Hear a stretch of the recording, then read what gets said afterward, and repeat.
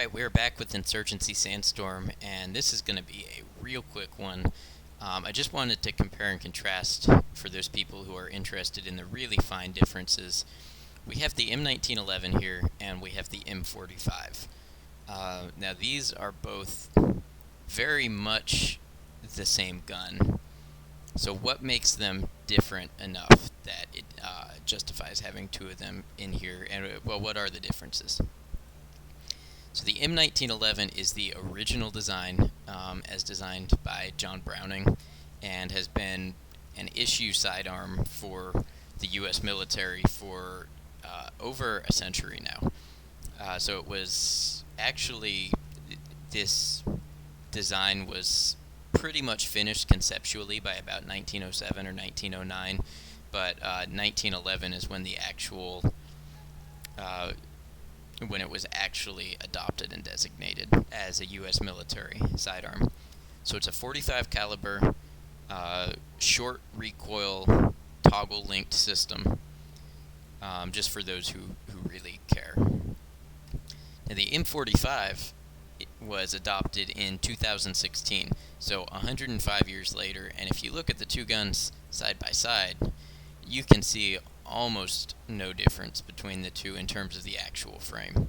So what was upgraded on the M45? Notably, you have this rail section here for attaching, typically a flashlight is what would be attached, not so much a laser, but that's a possibility also.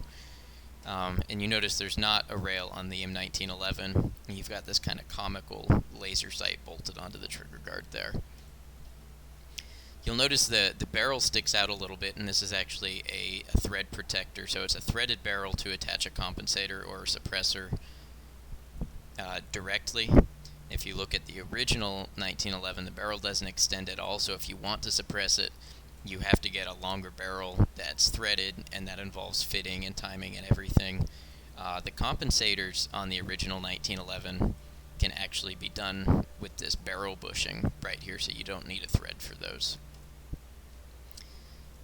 One minor difference that I'm surprised that they caught, this component right here holds the mainspring. It's called the Mainspring Housing, duh.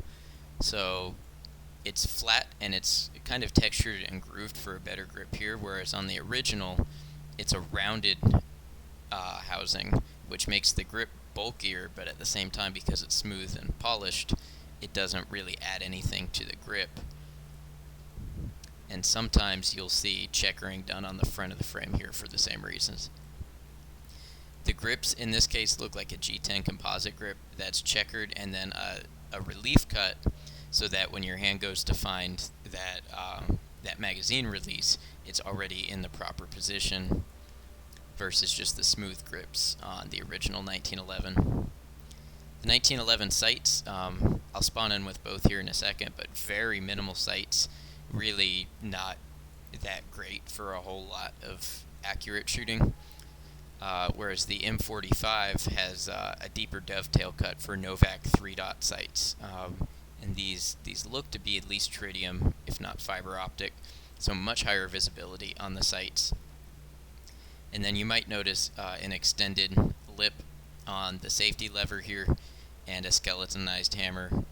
And these are all just improvements that have been made over the years for the handling and the ergonomics of the gun.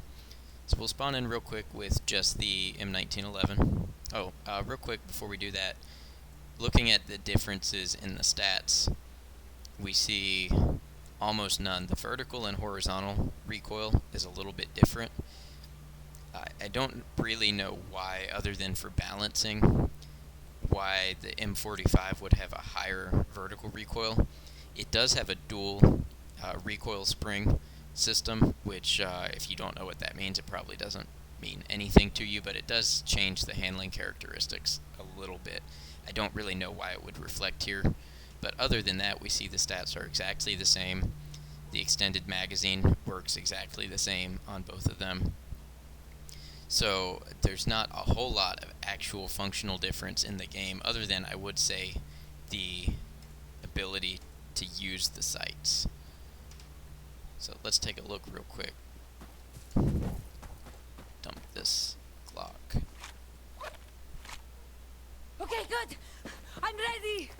here we have the original 1911, and you can see these sights are very hard to pick up, especially that front notch there.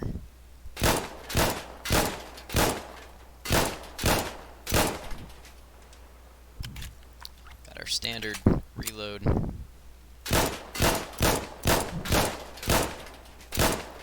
And then our speed reload. Let's grab some more ammo real quick.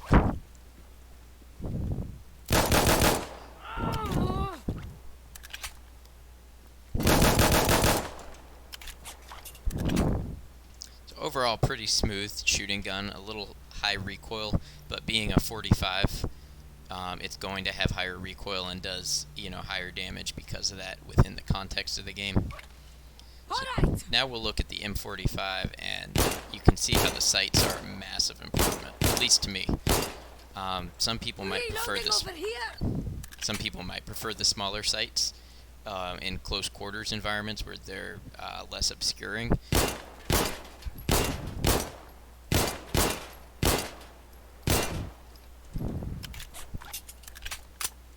But for me, I really like the Novak sights, and that's true in real life as well. The older, the Colt 1911s and the 1903s, really any of the earlier Colts that had the little trench and post sights, really not that easy to shoot.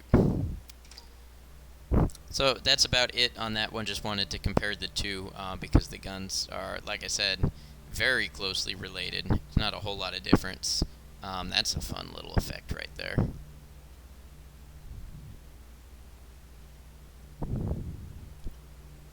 Yeah, things happen sometimes. Oh.